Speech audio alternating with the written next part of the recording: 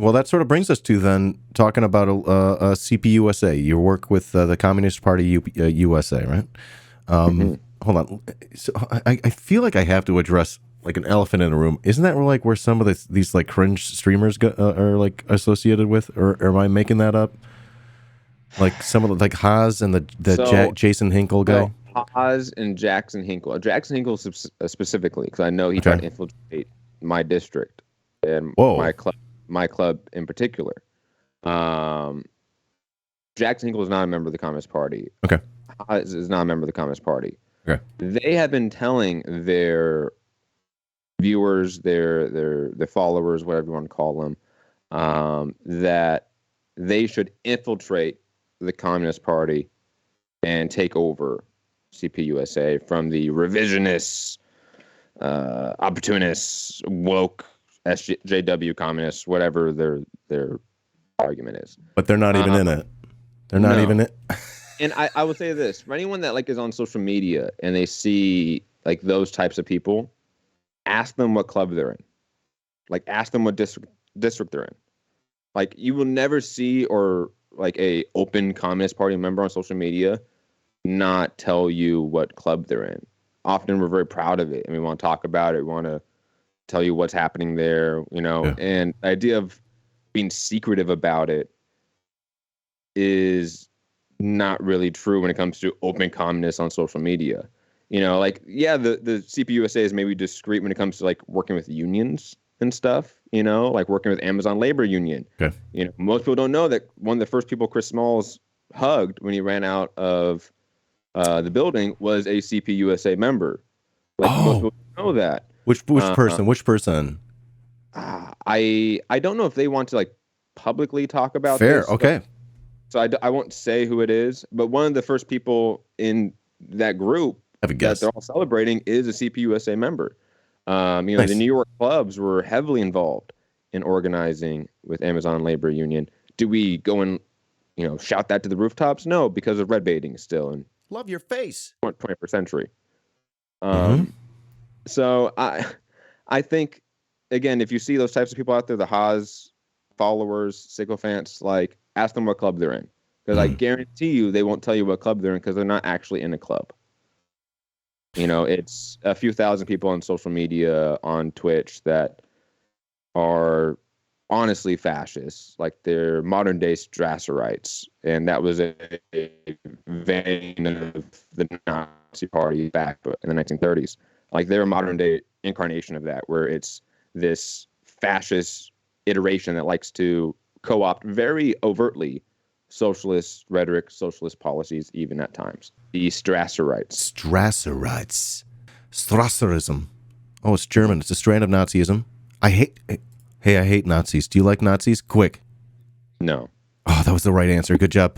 Hey, also, hot take, we should not arm Nazis. What the fuck, man? Can you believe how many people are trying to convince me that I don't want to arm Nazis enough? Right? That's their argument. When you boil it down, am I wrong? It's hilarious, man. It honestly is. I love it. Left anti-communism is alive and strong. What the fuck, dude? Okay.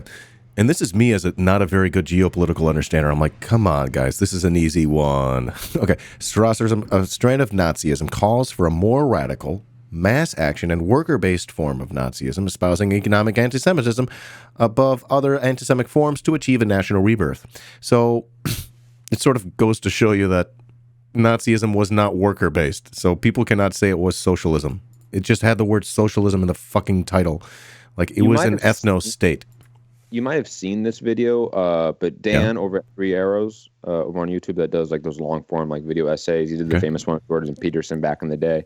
I believe it's the Jordan Peterson one specifically. He talks about like the claim that like that Nazism is socialism. You know, Jordan Peterson said that. Don't. So I mean, yes, please, but no, don't do that. Anybody. Where that concept kind of comes from is the Strasserites. You know, that vein of the Nazi Party that was more left-leaning than the Hitler, you know, outright fascist right. I forget what part in the video, but I believe he talks about Strasser and he even quotes him very well in that video. Highly recommend it for your viewers. Yes. Back to like Haas and like Jackson Hinkle and like all those groups, like Right.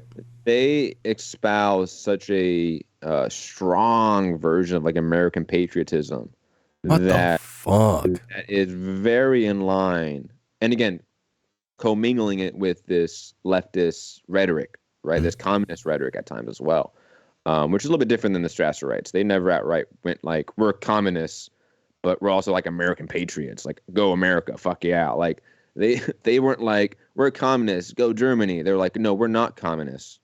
We're the real socialists, right? Like that's how the Strasserites functioned. And then Hitler sort of took over the party. Um, Jackson Hinkle and Haas and those guys, they want to, in a very, again, to the book fascist like definition, they want to harken back to this mythology of America. Mm. And they want to be able to, again, co-opt maybe, let's say, the history of the labor movement in America. That is something we can be proud of, and say we can combine it with Americana symbolism. Okay. And that is something that people need to be very worried of. And again, the Communist Party has no connection to them. And Okay. we, in a sense, to use the old term, purge them when they tried to infiltrate the party. Oh my gosh. But somehow in my head I associated them, and maybe that's like part of their fucking strategy, dude. If I'm over here putting on my tinfoil hat, yeah. That Caleb Maupin, who's Caleb Maupin. Not, I called him the Nazbol Rick Astley. Is that inaccurate? Do you think they're more Strasserite than Nazbols? Oh, that was so good. No one asked for a Nazbol Rick Astley, but we still got one. So good. I love that. He created an organization that is one letter off from CPUSA. It's CPIUSA. So it's like you can, like they have very clearly tried to co-opt CPUSA Oh my God. history of the labor movement, leftist ideology and rhetoric with this American exceptionalism that is non-compatible, to be quite honest. Because if you look at America's history, it is very much antithetical to any sort of socialist venture or socialist ideology. Okay, so we're saying a dialectical understanding of history, of a material analysis of history, shows that America doesn't do good things. Its foreign policy is to do bad things to other people. And America is not a symbol we should ever uphold. Yeah. There's a reason why, like, the Soviet Union didn't use the flag of Tsarist Russia. Okay. There's a reason it changed cities' names, even. Like, there's a reason, like, it changed a lot of aspects of society because it wanted to remove the stain of Tsarism.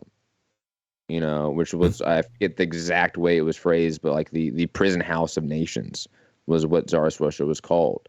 Because it had 100+ nations within this empire that were deeply oppressed, deeply within serfdom until like the 1870s, much later than most countries. And they removed all of that symbology. It came back post the dissolution of the Soviet Union, as we know. But if we were to ever envision a post-American capitalism, where it's a socialist, communist, whatever you want to say it in terms of its leftist framework, it has to be something that decolonizes the society, decolonizes the government, decolonizes this instance civilization, because this civilization is rooted deeply on colonialism, deeply on genocide, deeply on the worst forms of capitalism. So we need to be aware of that. When we talk about, land back for indigenous nations, like there's reality to that. Like there has to be a power switch here at some point, because this isn't ours. It was deeply stolen, and it was robbed at gunpoint. So we just need to be aware of that, honestly speaking. And when we talk about chemical warfare, it's connecting to Ukraine, I guess, or Syria or wherever, where the U.S. has tried to say that our enemies are using chemical warfare. Don't forget that American colonialists used biological warfare to wipe out untold millions of people in the Americas. So, again, be aware of our history. It's very important. And Haas and Jackson Hinkle are not aware of it. They want to ignore it. They want to commingle all these things because they have no coherent ideology. They're fucking jokesters. Like they're con men in like the worst way form.